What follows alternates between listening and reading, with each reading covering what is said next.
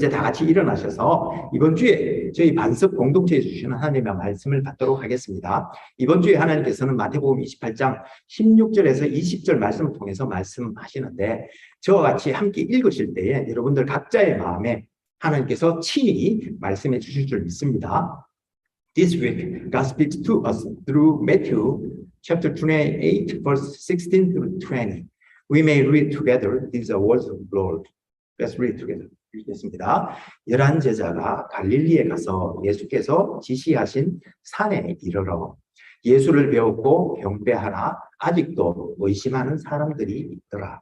예수께서 나와 말씀하여 이르시되 하늘과 땅의 모든 권세를 내게 주셨으니 그러므로 너희는 가서 모든 민족을 제자로 삼아 아버지와 아들과 성령의 이름으로 세례를 베풀고 내가 너희에게 분명한 모든 것을 가르쳐 지키게 하라.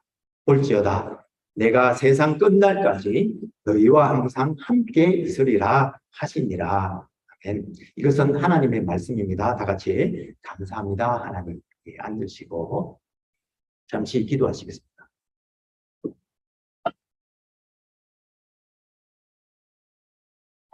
사랑하는 주님, 오늘도 엄중하신 하나님의 말씀 앞에 떨리는 마음으로 씁니다.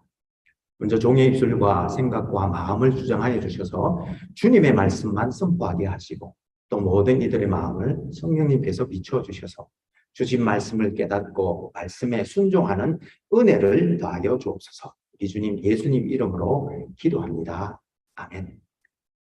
오늘은 생텍쥐페리가 쓴 바람, 모래, 그리고 별이라는 책에 나오는 이야기를 들려드릴까 합니다. 이 작품은 여러분들도 잘 아시다시피 작가가 15년 동안 비행사 생활을 하면서 체험한 모험적인 사건들과 또 생사를 넘나드는 시련을 극복하고 체득한 이 삶의 진실들을 그려낸 작품으로 한계 상황에 처한 인간의 의지력과 책임감 그리고 휴머니즘을 시적으로 그리고 철학적으로 잘 표현한 문학 작품으로 평가받고 있습니다. 제가 들려드릴 이야기는 이 책에 나오는 조종사 기용이라는 사람에 대한 이야기인데요. 눈이 내리고 얼어붙은 겨울 안데스 산맥, 남아메리카죠. 안데스 산맥 한가운데서 이분이 비행기 추락을 했다가 살아 돌아오는 이야기입니다. 기용은 어느 추운 겨울날 비행을 하다가 이 비행기 엔진 고장으로 안데스 산맥 한가운데 불시착하게 되었는데 다행히도 큰 상처 없이 살아남았습니다. 그런데 추운 산속을 잠 한숨도 못 자고 3일을 헤매며 돌아다니다 보니까 이제 피로와 함께 잠이 몰려오는데 이 감기는 눈꺼풀을 도무지 이길 수가 없습니다. 그래서 눈 내리는 추운 산 깊은 골짜기에서 결국 잠에 빠져들기 시작했습니다. 그런데 그때 갑자기 기용에게 아내 생각이 들었습니다. 남편이 그렇게 산속에서 생사 확인도 안 되게 못한 채 실종이 되어버리면 이 법원 그렇게 됐답니다. 4년 동안 이 죽음이라는 게 유보가 됩니다. 그래서 법적으로 4년 뒤에야 죽음이 선포되기에 그동안 보험금도 받지 못하여 결국 아내가 물품으로 그렇게 살아가야 하는 것이 갑자기 떠올려진 거예요. 그러면서 그때 기욤의 마음에 이런 생각이 들었습니다.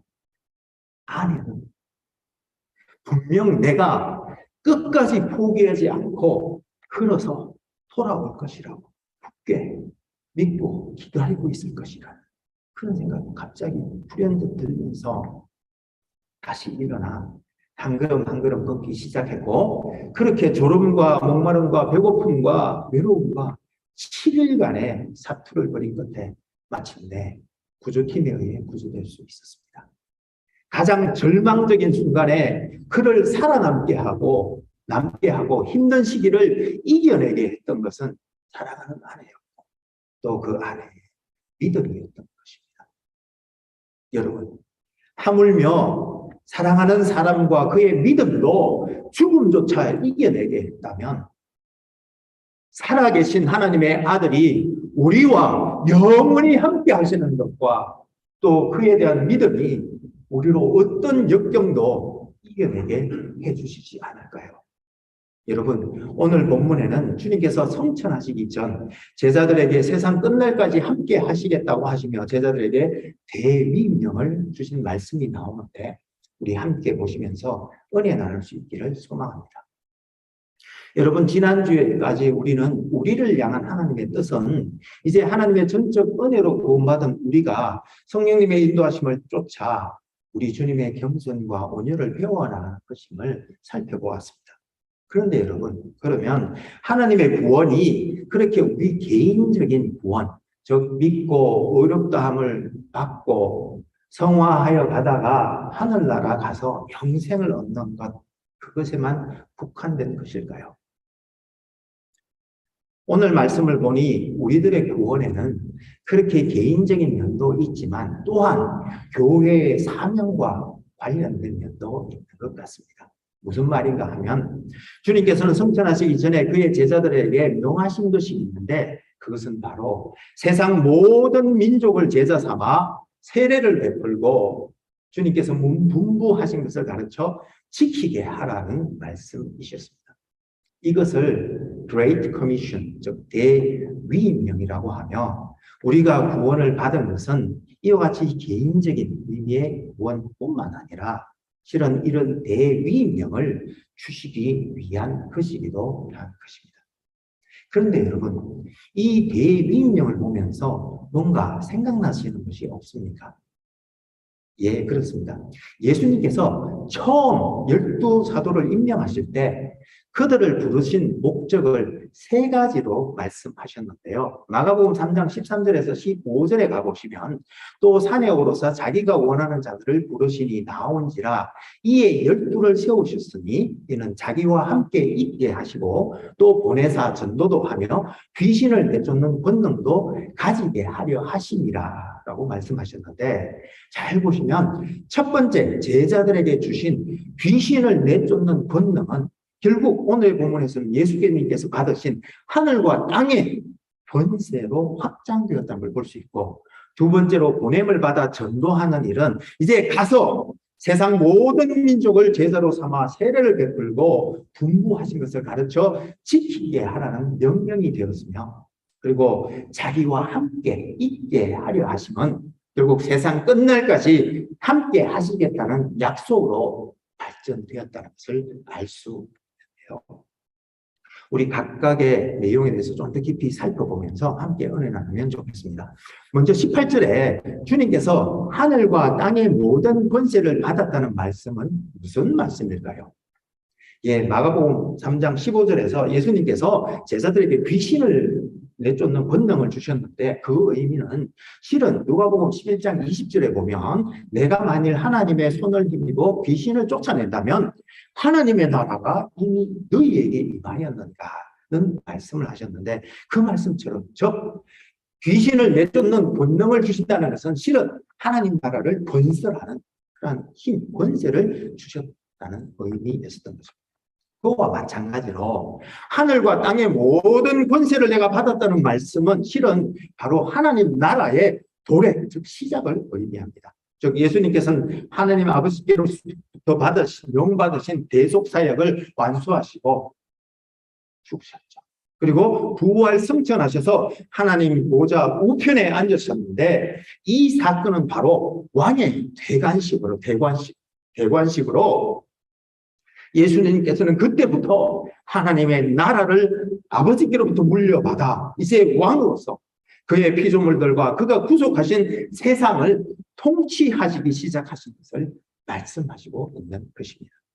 그래서 에베소서 1장 21절과 22절에 가보면 이 세상뿐만 아니라 오는 세상에서도 모든 만물이 예수님의 발 아래 복종하게 될 것이라고 분명히 말씀하셨던 것이며 계시록 5장 8절에서 10절에서도 하나님 보좌 앞에서 수많은 천사들과 하늘과 땅과 바다의 모든 피조물들이 큰 음성으로 죽임을 당하신 어린 양은 능력과 부와 지위와 힘과 존귀와 영광과 찬송을 받으시기에 합당하시니 보호자에 앉으신 이와 어린 양에게 찬송과 존귀와 영광과 권능을 세세토록 돌릴지어다 라고 외쳤던 것입니다.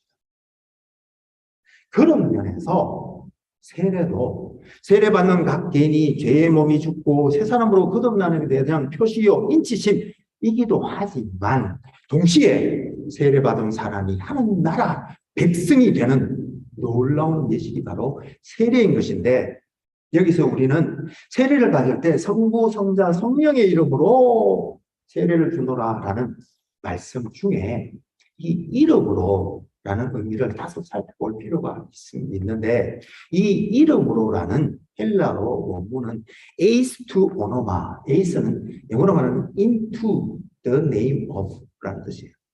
문자적으로 말하면 해석하면 어떻게 되겠어요? 이름 속으로라고 해석할 수 있습니다.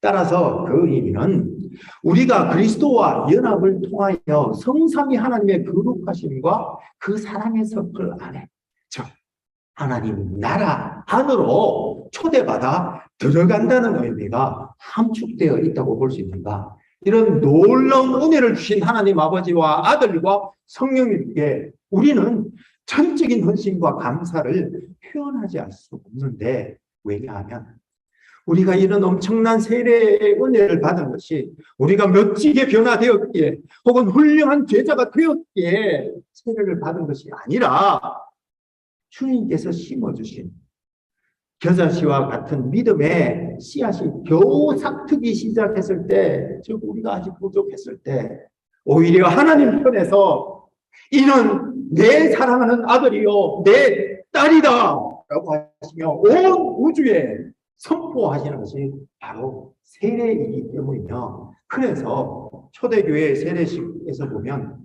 과연 우리가 무엇이간데 이런 영광을 누리게 하시는, 감사하고 놀란 이 세례받는 자들의 찬양의 외침이 교회 담장 밖에까지 너머까지 들렸다고 전해지기도 하는 것입니다. 기도합기는 우리 교회에, 우리 한국 교회, 미국 교회에 이런 세례의 감격을 꼭 회복할 수 있기를 소망합니다. 어쨌든 그렇게 하늘과 땅의 모든 권세, 즉 하나님 나라를 물려받으신 주님께서 이제 제자들에게 가서 모든 민족을 제자로 삼아라고 하시는데, 이거 큰일 났습니다. 오늘 본문 말씀대로라면 지금 우리는 공부도 교수 자리도 직장도 다 내려놓고 모든 민족을 제자 삼으러 오지로 떠나야 할 것 아니겠습니까? 여러분 어떻게 생각하세요? 예, 물론 지금도 하나님께서는 어떤 분들을 저 중동 아시아의 무슬림 국가로 또는 남미 아마존의 식인 부족들에게 가라고 부르십니다. 참 특별한 은혜를 받으신 분들이지요. 그러면 이 대위임령은 몇몇 그런 선교사님들에게만 주신 명령인가요? 그렇지 않습니다. 그래서 우리는 이 말씀을 오늘을 사는 우리 시대에 contextualization, 상황화해서 이해할 필요가 있는데, 왜냐하면 2000년 전과 지금은 상황이 많이 바뀌었기 때문이기도 하고요. 또 실은 이 대위명이 꼭 해외 오지로 나가는 선교만을 의미하는 것이 아니기 때문입니다. 자, 무슨 말인가 하면 먼저 지금 우리가 살고 있는 시대에 대해서 한번 생각해 보십시다. 지금 우리가 살고 있는 시대는 2000년과 너무나 달라져 버렸습니다. 그래서 문명과 교통이 발달하여 온 지구가 이미 세계화되어 버렸습니다. 한 지구, 한 가족이 되어 버렸습니다. 그래서 지금 여기 미국에도 보면 수많은 무슬림들이 이민을 와서 다인종, 다문화, 다종교 사회가 된 지 이미 오래입니다. 그런 의미에서 예전에는 가서 중동으로 찾아가야만 만날 수 있는 무슬림분들이 이제 우리 주위로 와서 우리와 함께 살고 있는 상황으로 꼭 중동으로 파견된 선교사가 아니더라도 무슬림 분들에게 복음을 전하고 제자 삼을 수 있는 시대가 열렸습니다. 그렇습니다. 지금 우리가 공부하고 일하는 이 ISU 캠퍼스가 바로 땅끝 선교지가 된 것입니다. 미션의 패러다임이 변했다는 말씀입니다. 그래서 지난 10년간 온 교회는 세상에는 미션을 철치 운동이 활발하게 일어났던 것인데요. 우리가 지금 이 시점에 우리 교회 조직이 이렇게 미션을 철치 조직으로 변화되어서 그렇게 활동하고 있는지 점검해보고 또 심각하게 고민하며 변화를 모색해야 될 줄로 믿습니다. 그리고 그뿐만이 아닙니다. 우리는 지난 수십 년 동안 유럽 기독교가 몰락한 것을 지켜보았습니다. 지금 수많은 교회, 아름다운 교회가 무슬림 회당으로 심지어 선술집으로 바뀌어지고 있는 상황 여러분들 다 들으셨죠? 근데 현재 우리 한국교회 신도수도 점점 줄어드는 것을 우리 눈으로 지켜보고 있는데 이 과정에서 우리가 미처 생각지 못한 미전도 종족을 발견했습니다. 바로 여기 청년들을 포함한 우리 2세들입니다. 1세들의 신앙 행태와 교회의 여러 불합리성과 내용을 보면서 자란 2세들이 한둘씩 교회를 떠나더니 우리들의 2세는 이제 이미 미전도 종족이 되어버렸습니다. 이러한 상황에 우리 교회도 앞으로 이 청년들을 포함한 우리 2세들을 위해 무엇을 가르쳐 지키게 할지 심각하게 고민해보고 해답을 구해야 할 때인 줄로 믿습니다. 그래서 우리는 진정한 복음이 무엇인지 고민해 보아야 하는데요. 우리는 일반적으로 복음을 전한다 이렇게 말하면 그래 우리가 거룩하게 변화되어서 훌륭한 제자들이 되어 우리들의 삶을 보여주며 해야 하는 것으로 생각합니다. 예, 그렇다고 말할 수 있습니다. 그렇지만 또 한편으로는 그렇지 않다고도 말씀드릴 수 있습니다. 무슨 말인가 하면 이스라엘의 역사를 한번 살펴보면 좋겠습니다. 그들이 성공했습니까? 아닙니다. 그들의 역사는 실패의 역사였습니다. 그러면 하나님의 복음의 역사도 그 시대에 실패했을까요? 그렇지 않습니다. 여러분, 성령이 강림하여 놀라운 복음 증거가 일어났던 신약 교회들 찾아가 보십시오. 폐허로만 남아 있습니다. 엄청난 선교와 종교 개혁의 시대를 열었던 유럽 교회도 지금 저렇게 처참하게 무너져 버렸습니다. 그러나 복음은 한 순간도 실패한 적이 없습니다. 복음은 그때도 지금도 성남파도처럼 온 세상으로 전진하고 있습니다. 그렇습니다. 복음은 교회가 아닙니다. 예수님이 복음이십니다. 진정한 복음이신 예수님은 오늘도 그의 잃어버린 생명이 있는 곳을 향해 허탄길 마다 않고 전진하고 계시는데 그런 우리 예수님이 바로 복음인 것입니다. 그렇습니다. 복음은 우리 인간이나 교회의 성공에서 찾을 수 있는 것이 아니라 교회가 비록 부족하고 우리 인간들은 죄성에 절어 있는데도 불구하고 긍휼히 여겨 구원해 주시는 하나님의 은혜에서 복음을 찾아야 하는 것입니다. 물론 교회에도 우리가 존경할 훌륭한 분들이 있고 그분들을 통해서도 복음이 전해지기도 하지만 그러나 오히려 아직도 연약하고 부족한 사람들이 나 같은 죄인도 주님께서 은혜를 주셔서 구원해 주셨다. 나 같은 죄인도 버리지 않으시고 나를 붙들어 주신다. 그런 예수님만을 전하는 것. 그런 주님만의 은혜만을 전하는 것이 바로 복음인 것입니다. 그리고 이제 제자 삼은 주님의 백성들에게 주님께서는 주님께서 분부하신 모든 것을 가르쳐 지키게 하라고 말씀하시는데, 여러분, 주님께서 분부하신 것이 무엇이라고 생각하십니까? 물론 많이 있을 수 있겠지만 저는 오늘 예수님의 성품을 배우라는 명령, 세 계명, 그리고 오늘 배우는 대위임령, 이 세 가지로 요약하고 싶습니다.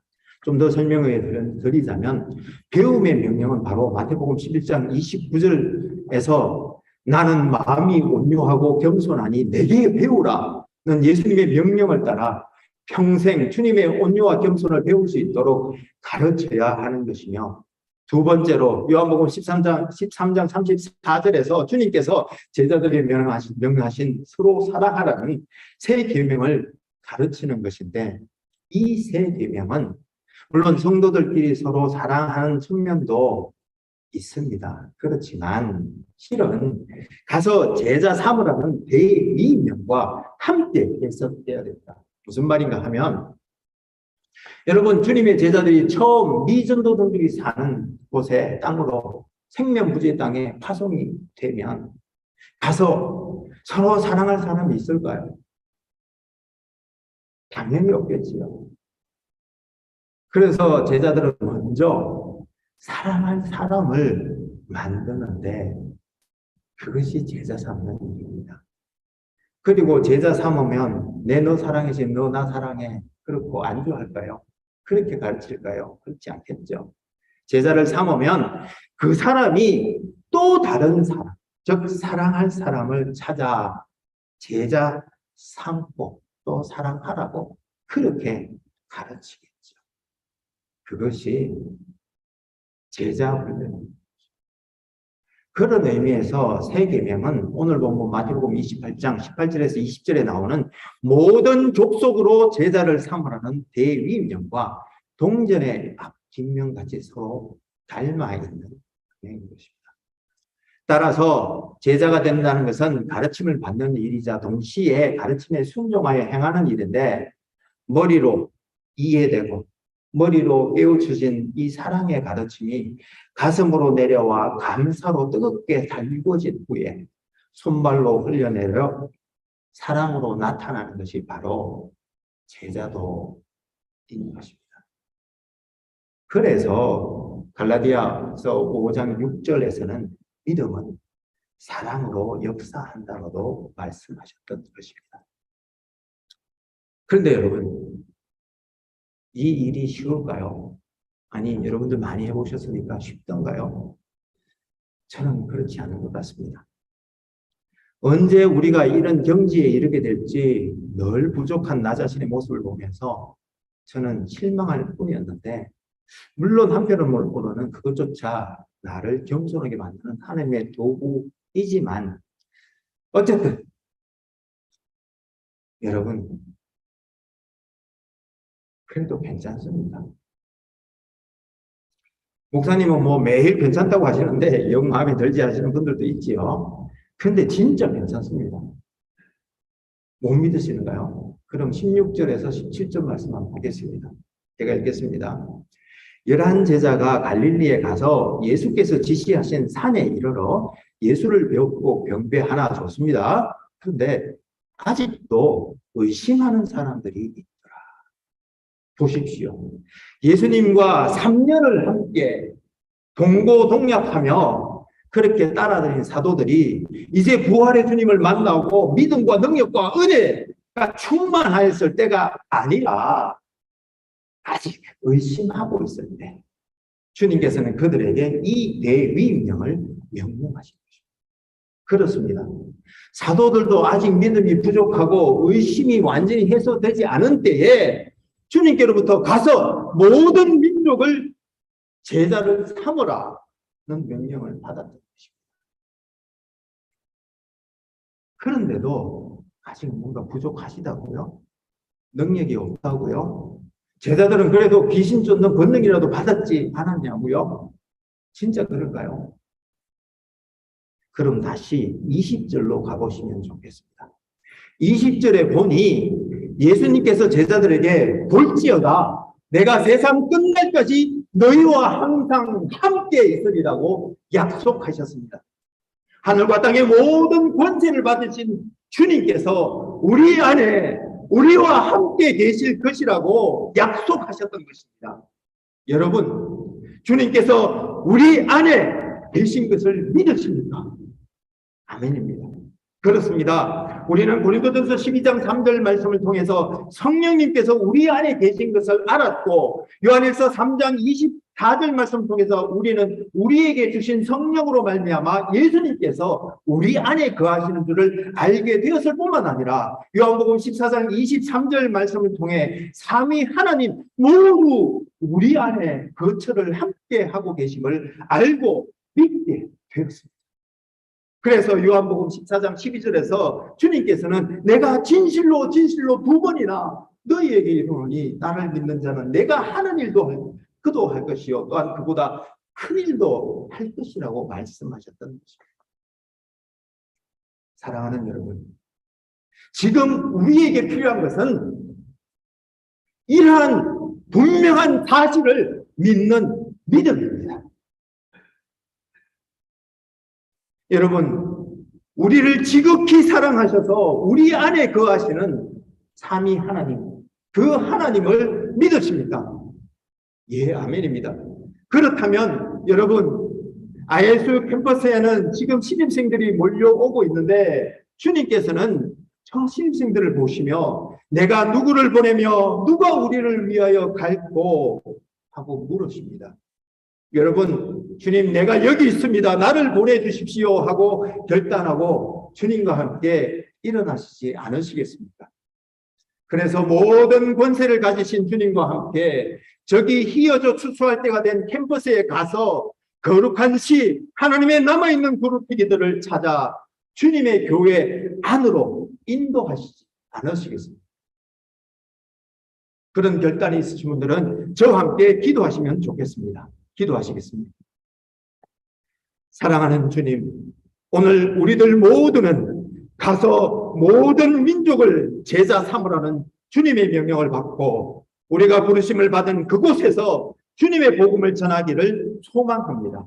나는 부족하고 연약하지만 내 속에 계신 성령님과 우리 주님과 하나님 아버지께서 함께 하고 계시기에 우리는 믿음으로 일어나기를 원합니다. 우리를 사용하여 주십시오. 그래서 하나님의 통치가 이 땅에 이루어지게 하여 주십시오. 세상 끝날까지 우리와 함께 하시는 우리 주님 예수님 이름으로 기도합니다. 아멘.